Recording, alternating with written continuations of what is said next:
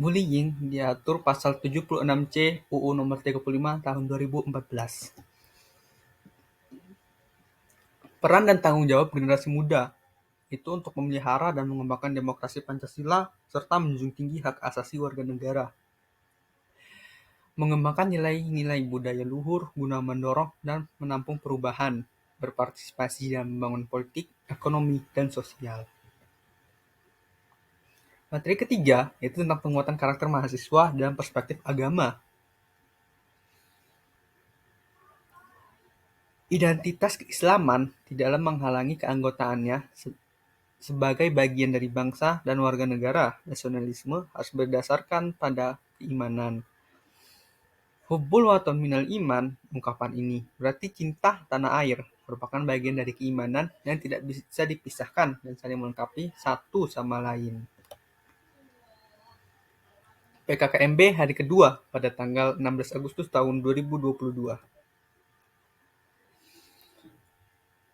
Pada awal PKKMB tahun 2022 hari kedua ini, diperkenalkan pimpinan Unilah tahun 2022. Lanjut. Materi pertama tentang Merdeka Belajar, Kampus Merdeka. Udah ketemuan persen sih.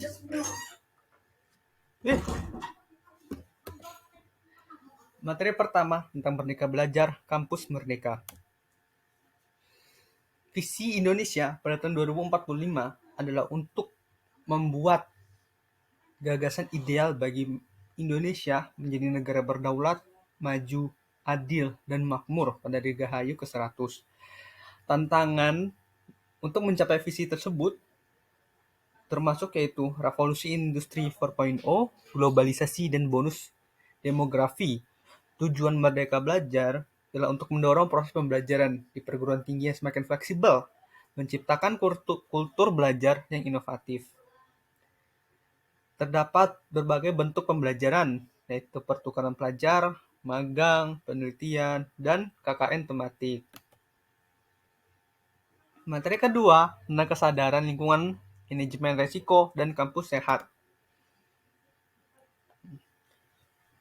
Kesadaran lingkungan hidup berupa alam menjadi sumber pemenuh kebutuhan hidup manusia, yaitu penyedia air, udara, makanan, obat-obatan, estetika lainnya.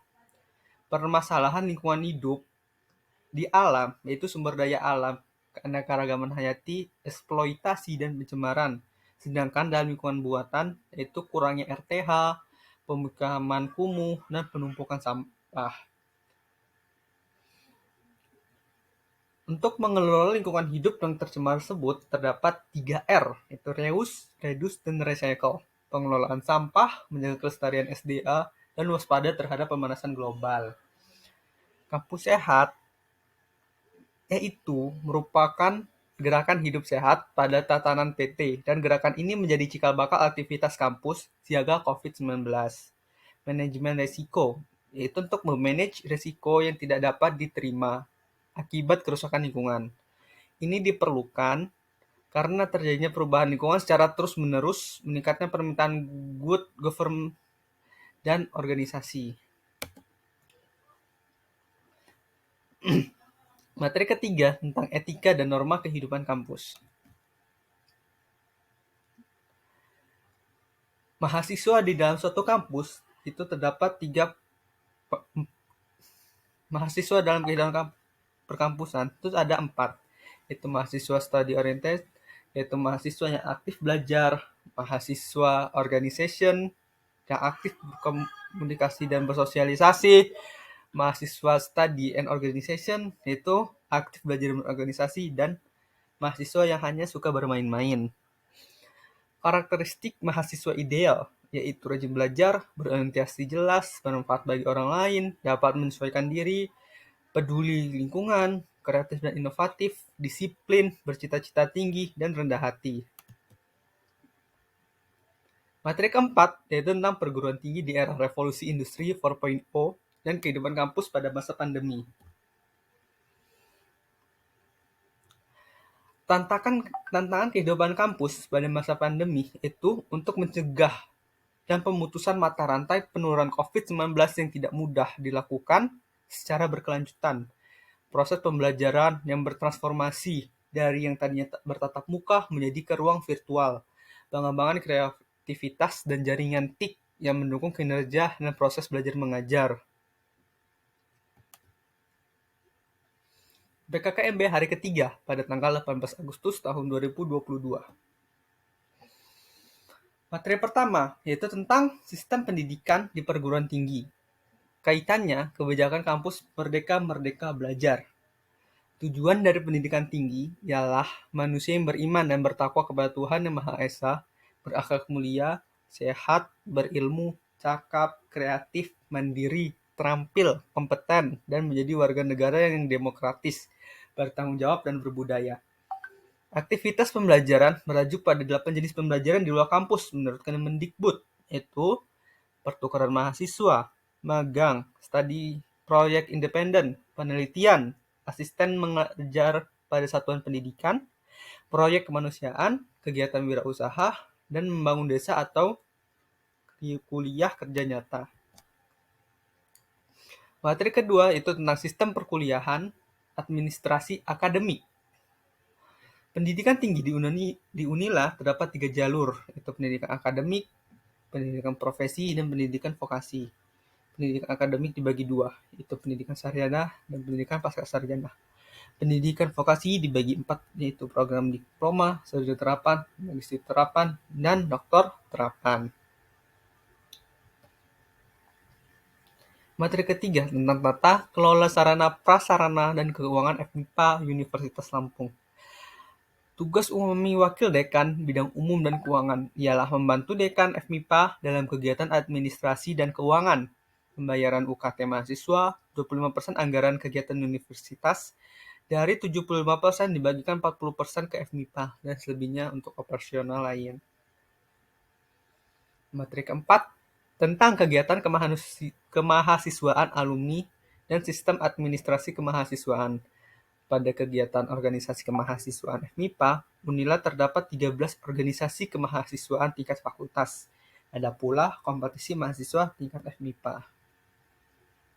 PKKMB hari keempat atau hari terakhir pada tanggal 19 Agustus tahun 2022. Materi 1 yaitu tentang pengenalan pimpinan.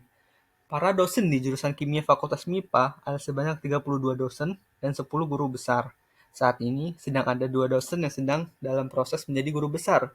Para dosen dibagi menjadi 5 per grup, yaitu biokimia, kimia organik, kimia anorganik, kimia analitik, dan kimia fisik.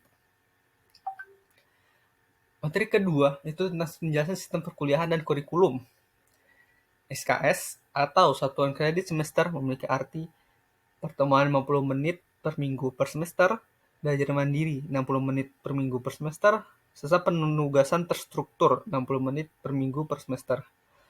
Mahasiswa wajib mengambil 144 sampai 160 SKS selama program sarjana. Jumlah SKS yang dapat diambil per semester ditentukan dari nilai IP semester sebelumnya. Materi ketiga tentang penjelasan peraturan akademik. Pada perkuliahan terdapat 3 semester pokok, yaitu semester ganjil, semester genap, dan semester antara. Setiap mahasiswa dapat mengikuti UTS, tetapi untuk mengikuti UAS ada beberapa hal yang harus dipenuhi. Salah satunya ialah kehadiran harus di atas 80%, serta selalu mengikuti praktik. Materi keempat yaitu penjelasan tentang dosen PA dan dosen bimbingan konseling. Unila memiliki dosen PA atau pembimbing akademik yang bertugas untuk membimbing mahasiswa mengajar yang baik. Sedangkan dosen pembimbing konseling bertugas salah satunya menjadi tempat curhat mahasiswa yang dapat terjamin kerahasiaannya, sehingga beban yang dialami oleh mahasiswa tersebut dapat berkurang. Materi kelima tentang Himaki. Jurusan Kimia Unila memiliki Himaki atau Himpunan Mahasiswa Kimia. Himaki termasuk organisasi independen. Himaki juga memiliki berbagai tugas yang sangat berguna bagi jurusan kimia tersebut, serta membantu jalannya acara-acara. Sekian dari saya. Terima kasih. Wassalamualaikum warahmatullahi wabarakatuh.